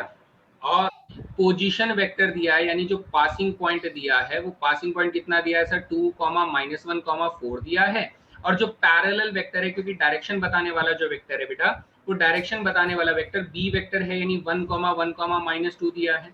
तो अगर मैं इन बातों का ध्यान रखते हुए इक्वेशन बनाऊंगा तो सर x में से 2 माइनस करूंगा, y में से -1 माइनस करूंगा, z में से 4 माइनस करूंगा, डिवाइडेड बाय b वेक्टर रखूंगा तो अपॉन में 1 अपॉन में 1 अपॉन में -2, और ये अपना तीनों बराबर हो जाएगा। तो ये ऑप्शन मुझे कहाँ दिखाई दे रहा है? ये दिख रहा है मुझे ऑप्शन नंबर 2 में। तो इस क्वेश्चन का राइट आंसर ऑप्शन नंबर 2 हो जाता है। इज दैट क्लियर बेटा? सभी को समझ में आ गया? 100% रिजल्ट है तो कोई प्रॉब्लम ही नहीं है। ठीक है, चलिए चलिए, बहुत बढ़िया। अच्छा, वहीं के रसगुल्ला खा रहे हो, चलो बढ़िया बढ़िया। आंसर दो बेटा। 19 बच्चे यहाँ पर लाइव आए हैं लेकिन 5 बच्चों के आंसर आ रहे हैं, ये अच्छी बात नहीं है बेटा, कम से कम 10 के तो आने चाहिए। तो बाकी बच्चे क्या कर रहे हैं? या तो वीडियो देख देख के हंस रहे हैं, या तो फिर वो साइड में फोन पड़ा हुआ है और खुद पबजी खेल रहे हैं, ऐसा कुछ चल रहा है क्या? हाँ नहीं बेटा, आंसर भी करना है ना। तो थोड़ा, जब तक आंसर नहीं करोगे तब तक सीखने की वो लालसा अंदर से नहीं आएगी, सीखने वाला जो मोटिवेशन होता है वो नहीं आएगा। जब तक आप लोग आंसर करोगे, गलत नहीं करोगे, तब तक मजा नहीं आएगा। क्योंकि जब आप गलत आंसर करते हो तभी आपको सही आंसर जाने की इच्छा होती है। जब आप आंसर ही नहीं करते तो अरे अपने को क्या, ठीक है, अपने को तो सर क्वेश्चन सॉल्व करने का है। चलो आगे, नेक्स्ट क्वेश्चन क्या कह रहा है कि सर मुझे ये बताइए, find the coordinates of that point where the line through this and this, इन दोनों पॉइंट से गुजरने वाली एक रेखा जो एक्स वाई प्लेन को जब काटेगी तो वो कहां पर काटेगी, किस बिंदु पर वो काटेगी, आपको ये बताना है कि इनमें से कौन सी बिंदु होगी जो काट रही होगी। तो काफी अच्छा सवाल है, नाइस क्वेश्चन। देखते हैं इस क्वेश्चन को 60 सेकंड्स में कौन अटेम्प्ट कर सकता है। Let's see, this is the target for you.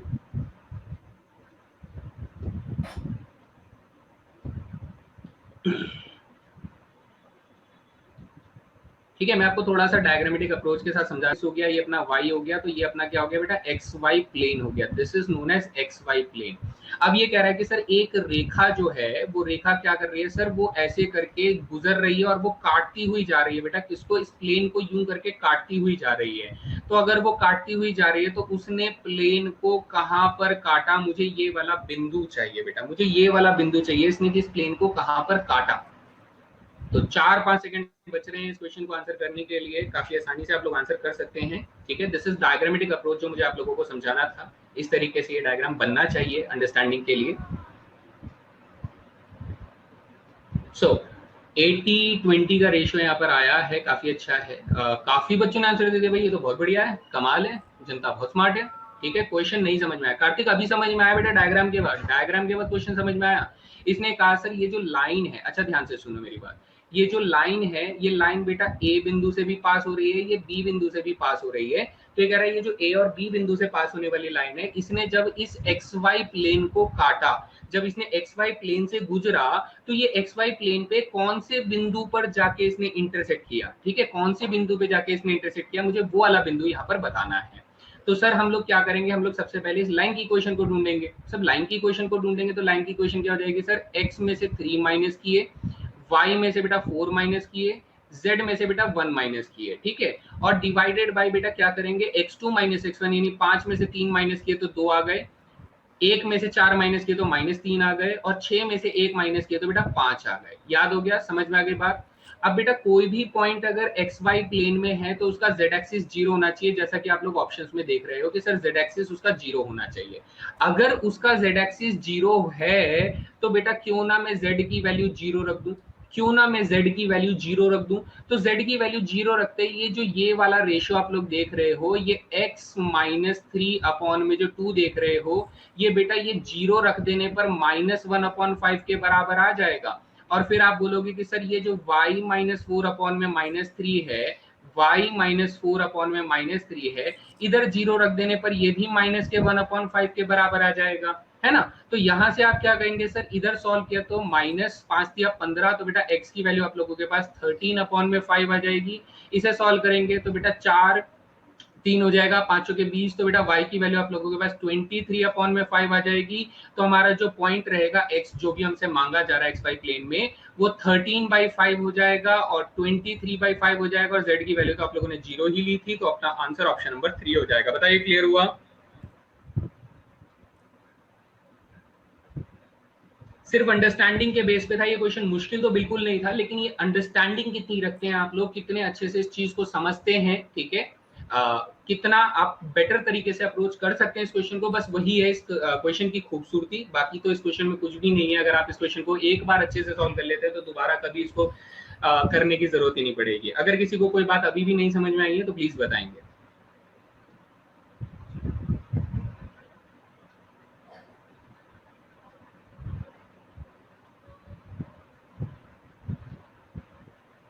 ठीक है, चलिए, वेरी गुड।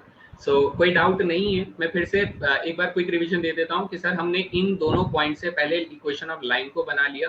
फिर हमने कहा सर अगर वो एक्स वाई प्लेन पर है तो जेड की वैल्यू क्या हो जाएगी सर, जेड की वैल्यू 0 हो जाएगी। तो मैंने यहाँ पे जेड की वैल्यू 0 रखने के बाद बेटा ये दो इक्वेशंस को सॉल्व कर लिया, यहाँ से एक्स और वाई की वैल्यू निकल आई और क्वेश्चन का खात्मा हो गया बेटा, खात्मा हो गया है ना। चलिए अगला सवाल क्या कह रहा है, अगला सवाल कह रहा है सर यहाँ पर ना ये -1 है जो शायद से नहीं दिखाई दे रहा होगा, और ये -4 है जो शायद से नहीं दिखाई दे रहा होगा, लेकिन हिंदी में दिख रहा होगा। अगर कोई कंफ्यूजन है तो हिंदी वाला देख लो, सेम है, बस माइनस का साइन दिख नहीं रहा होगा। तो आप लोगों को इन दोनों के बीच में एंगल ढूंढ के देना है। आसान सवाल है, 45 सेकंड्स आपको दिए जाते हैं, खत्म।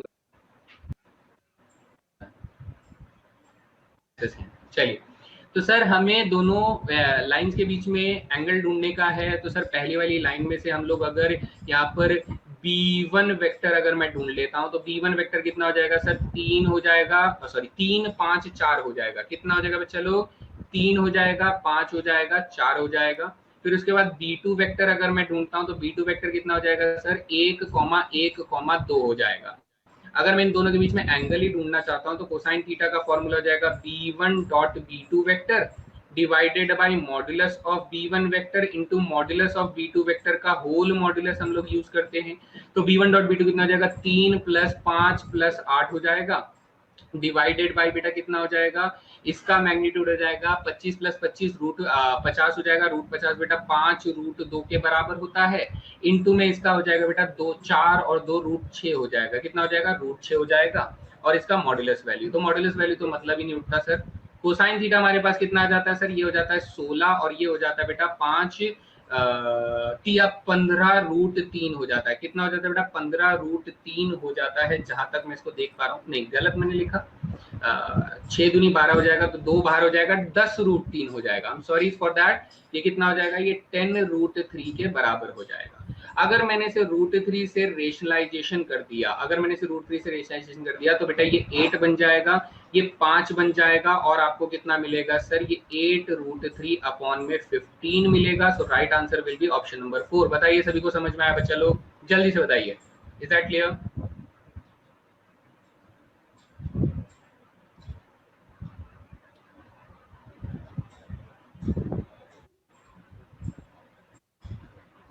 आपने कर दी होगी, मैंने √3 को √3 से मल्टीप्लाई नहीं किया नीचे। हाँ, तो ये छोटी मोटी गलतियां हो जाती हैं, कोई बात नहीं, लेकिन फॉर्मूला याद है, ये भी अच्छी बात है। ठीक है, डायरेक्ट 5 ही लिख दिया, चलिए कोई नहीं, अगली बार ध्यान रखेंगे बेटा। एग्जाम में तो खासकर ध्यान रखेंगे, एग्जाम में नहीं चूकना चाहिए। यहाँ चूक जाए कोई बात नहीं, लेकिन एग्जाम में नहीं चूकना चाहिए, बिल्कुल नहीं। चलिए अगला सवाल देखते हैं बेटा। यहाँ पर कह रहा है कि सर मुझे इस लाइन और इस लाइन के बीच में शॉर्टेस्ट डिस्टेंस बताइए कितना होगा। बढ़िया सवाल है बेटा, मजेदार सवाल है, और इस क्वेश्चन के लिए मैं आप लोगों को ये आपको फॉर्मूला इस्तेमाल करना है, एंड रेस्ट बेटा आप लोगों की पर्सनल चॉइस है कि आप इस क्वेश्चन को कैसे करने वाले हैं।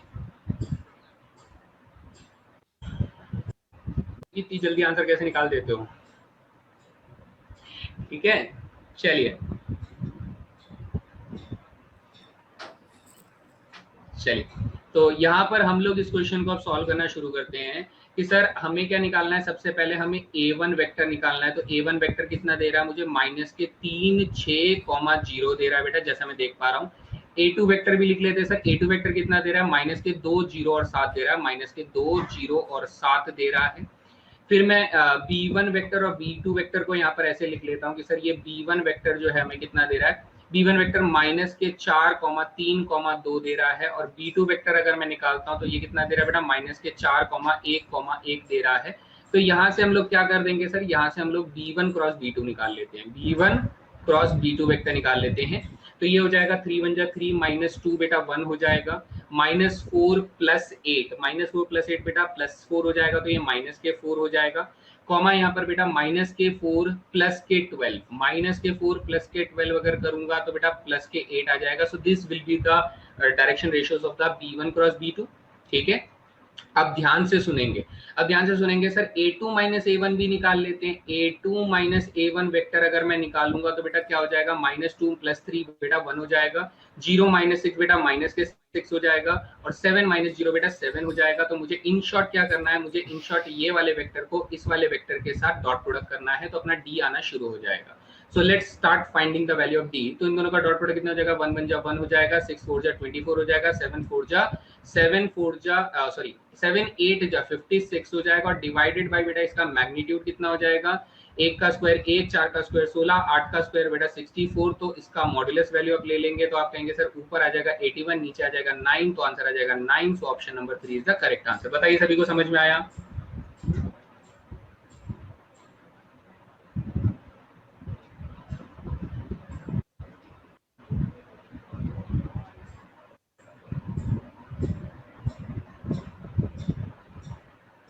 ठीक है, चलिए आगे बढ़ते हैं।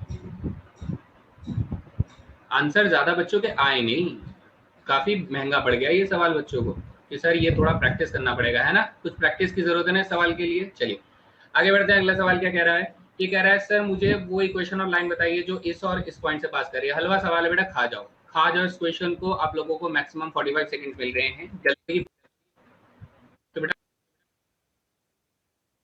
सर ऑप्शन नंबर 1 है। कहाँ गलती हो गई बच्चा लोग,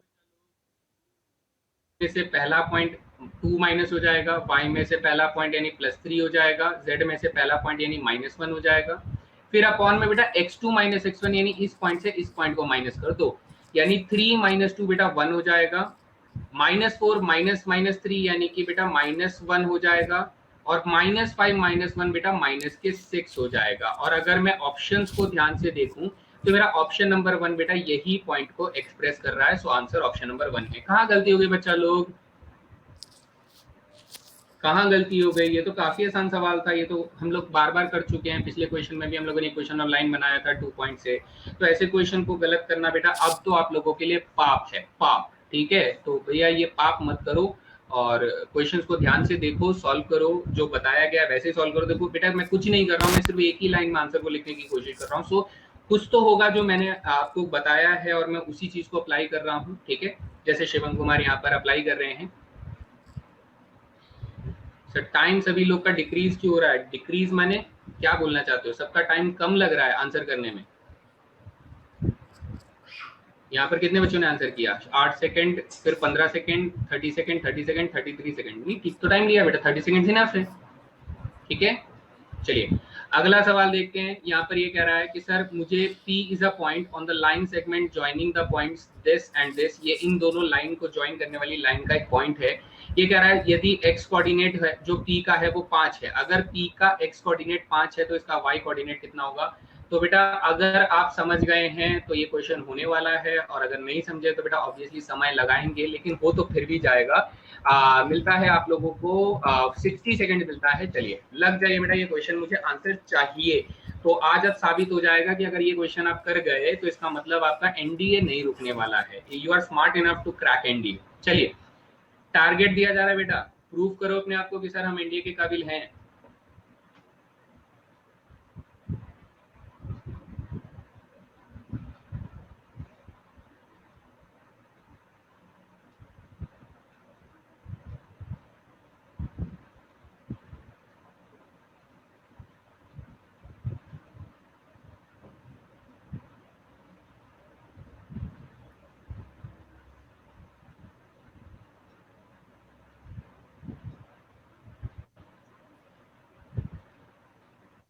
वेरी गुड, 2 बच्चों ने तो प्रूव कर दिया। क्या बात है, 3 बच्चों ने प्रूव कर दिया।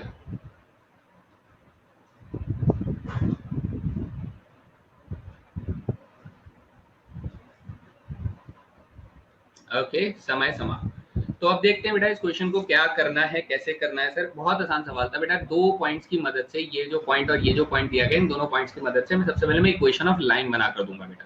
इक्वेशन ऑफ लाइन क्या हो जाएगा सर, x में से 3 माइनस करेंगे, y में से 2 माइनस करेंगे, और z में से -1 माइनस करेंगे तो +1 हो जाएगा।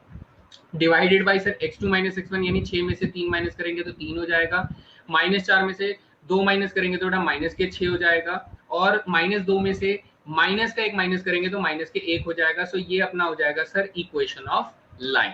अब इस इक्वेशन ऑफ लाइन में उसने मुझे बोला कि सर जो हमारा एक्स कोऑर्डिनेट है वो 5 है, जो हमारा एक्स कोऑर्डिनेट है वो बेटा 5 है, और अगर मैं एक्स की वैल्यू 5 रख दूंगा तो बेटा ये क्या 2/3 बन जाएगा? आप कहेंगे हाँ सर ये वाला जो एक्सप्रेशन है ये 2/3 बन जाएगा जैसे मैं एक्स की वैल्यू 5 रख दूंगा।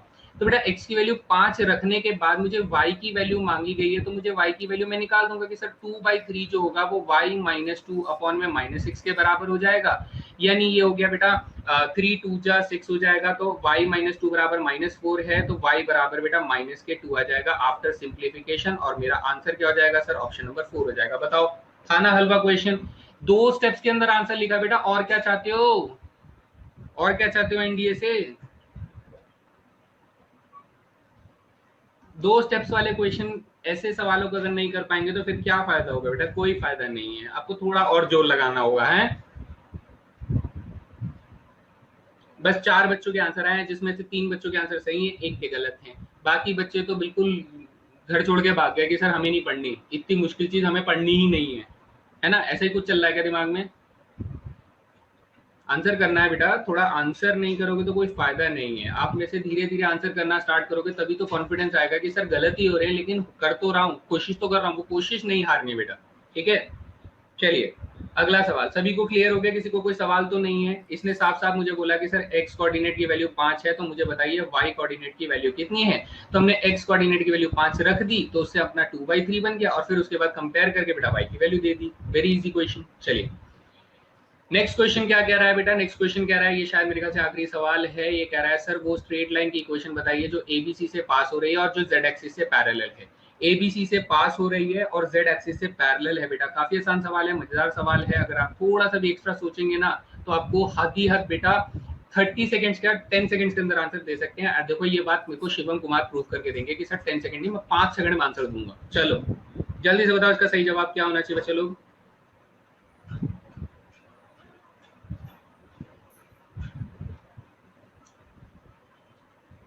देखो जब आप कार्टेशियन स्पेस बनाते हो बेटा, ठीक है, 3 डायमेंशन स्पेस बनाते हो, तो ये आपका एक्स एक्सिस, ये आपका वाई एक्सिस, ये आपका जेड एक्सिस हो जाता है।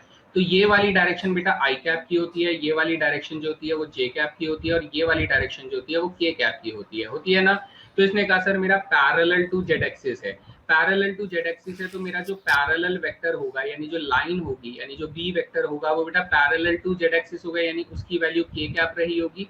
यानी उसके जो डायरेक्शन रेशियो रहे होंगे वो क्या रहे होंगे? कॉमन सेंस सोचो बेटा, उसके डायरेक्शन रेशियो 0,0,1 रहे होंगे, और 0,0,1 है तो बेटा ये आंसर नहीं है, ये आंसर नहीं है, ये आंसर नहीं है। Option number 2 is the right answer. बताइए सभी को समझ में आ गया?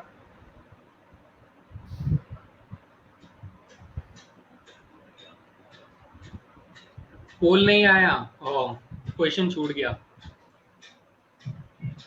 पोल तो आया बेटा, काफी बच्चों के आंसर्स आए हैं, कुछ एक बच्चे का आंसर गलत आया, बाकी सबका सही आया है। पोल आया था बच्चे, पोल तो आया था, डेफिनेटली पोल आया था।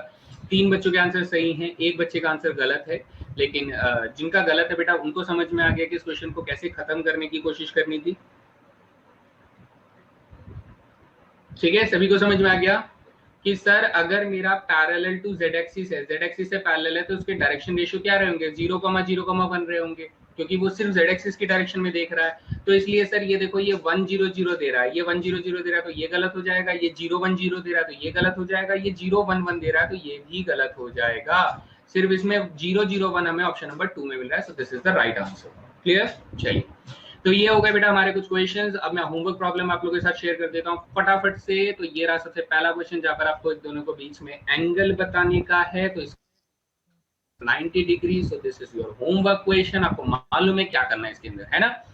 अगला सवाल क्या बोल रहा है सर, इन दोनों लाइंस के बीच में शॉर्टेस्ट डिस्टेंस ढूंढने का। इसका आंसर बेटा ऑप्शन नंबर सी हो जाएगा। फॉर्मूला आप लोगों को मालूम है कौन सा लगाना है sir? a2 minus a1 vector का क्रॉस प्रोडक्ट बेटा बी वेक्टर के साथ निकालकर उसका magnitude divided by B vector का मैग्नीट्यूड आप लोगों को लगाना है। ऑप्शन नंबर सी हो जाएगा। So this is again your homework question. ठीक है, आगे बात करते हैं। ये बेटा प्रीवियस ईयर क्वेश्चन में ये सवाल पूछा गया है। ये कह रहा है कि सर अगर किसी लाइन के जिसके डायरेक्शन रेशियो ये b1 वेक्टर आपको दिया गया है, ये आपको b2 वेक्टर दिया गया है। तो ये कह रहा है कि सर अगर इन दोनों के बीच में π/4 का एंगल है तो बताइए स्मॉलर वैल्यू ऑफ x क्या होगी। ऑब्वियसली x की दो वैल्यूज आने वाली हैं, मतलब आप सोचेंगे समझेंगे तो आपको x की दो वैल्यूज मिलेगी। तो उसका आंसर कितना आ जाएगा बेटा, ऑप्शन नंबर बी आ जाएगा। ये आप लोगों का होमवर्क है, ठीक है, ठीक है। चलिए, आज फिर एक क्वेश्चन मिस कर दिया, अरे कोई बात नहीं, जाने दो, कोई नहीं कोई नहीं, ठीक है। और नेक्स्ट हम लोग क्या करेंगे सर, अगला सवाल आप लोगों का क्या है कि एक line passing through the points this and this, ठीक है, वो वाईजेड प्लेन को मीट करती है, तो इनमें से कौन सा पॉइंट होगा। तो बेटा वाईजेड प्लेन को मीट करती है तो एक्स की वैल्यू हम लोग 0 रख देंगे इक्वेशन ऑफ लाइन बनाकर, और फिर उससे अपना पॉइंट आ जाएगा। तो इसका सही जवाब क्या हो जाएगा बेटा, इसका सही जवाब अपना ऑप्शन नंबर डी हो जाएगा। तो ये भी आप लोगों का होमवर्क हो जाता है, ठीक है।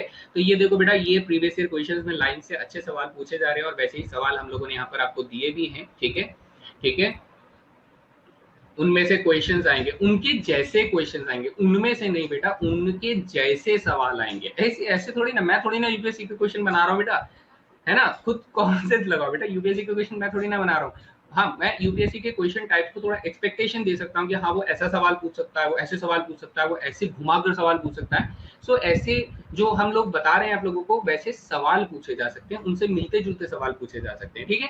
सो ये बेटा आप लोगों का होमवर्क हो गया। एंड इसी के साथ आज की क्लास में मैंने टोटल कितने क्वेश्चन करवाए, 4 और 8,